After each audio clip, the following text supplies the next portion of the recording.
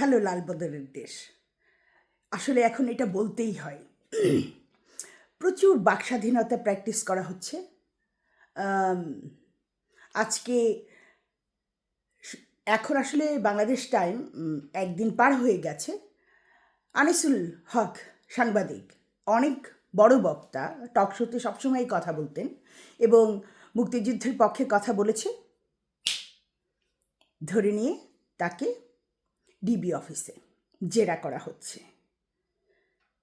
কি হবে বাংলাদেশের অবস্থা? পান্না ভাইকে এর আগে ধরে নিয়ে গিয়েছিল, পান্না ভাইকে ফাইট করে বেরিয়ে আসতে হয়েছে। পান্না ভাইও এই জুলাই আন্দোলনের সপক্ষে অনেক কথা বলেছে। যখনই মুক্তিযুদ্ধ নিয়ে কথা বলা শুরু করেছে তখনই মুক্তিযুদ্ধের মঞ্চ থেকে ওখান থেকে তাকে ধরে নিয়ে জেলে 3 মাস 4 মাস থাকতে হলো পান্না ভাইয়ের।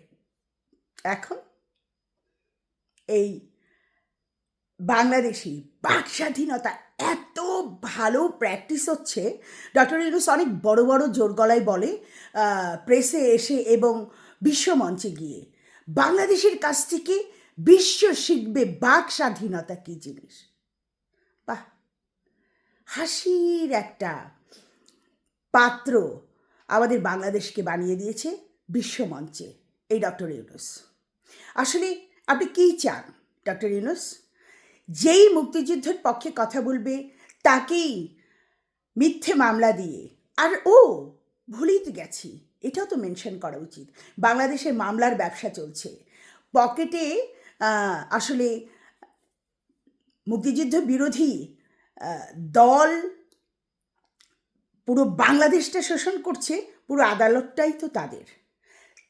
যত মামলা করা যাবে, মামলার বিজনেস হচ্ছে, যত মামলা করা যাবে তত ওই মুক্তিযুদ্ধ বিরোধী দল জামায়াত ইসলামের যে সমস্ত লয়ার বাংলাদেশের হাইকোর্টে, জজ কোর্টে, সুপ্রিম কোর্টে এখন দহরম মহরম চলছে, তাদের পকেটগুলো ভারী হবে।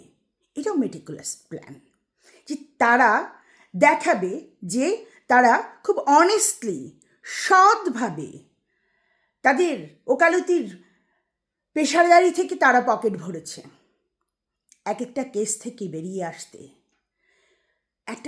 একটা গরিব মানুষের, একজন রিকশাওয়ালার 50,000 টাকা দেয়া সম্ভব?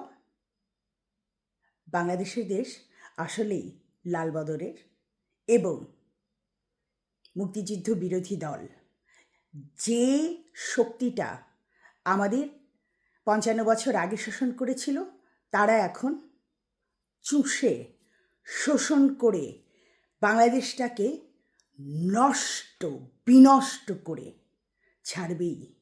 এটাই হচ্ছে এদের লক্ষ্য এবং এর নেতৃত্ব দিচ্ছে ডক্টর মোহাম্মদ ইউনূস।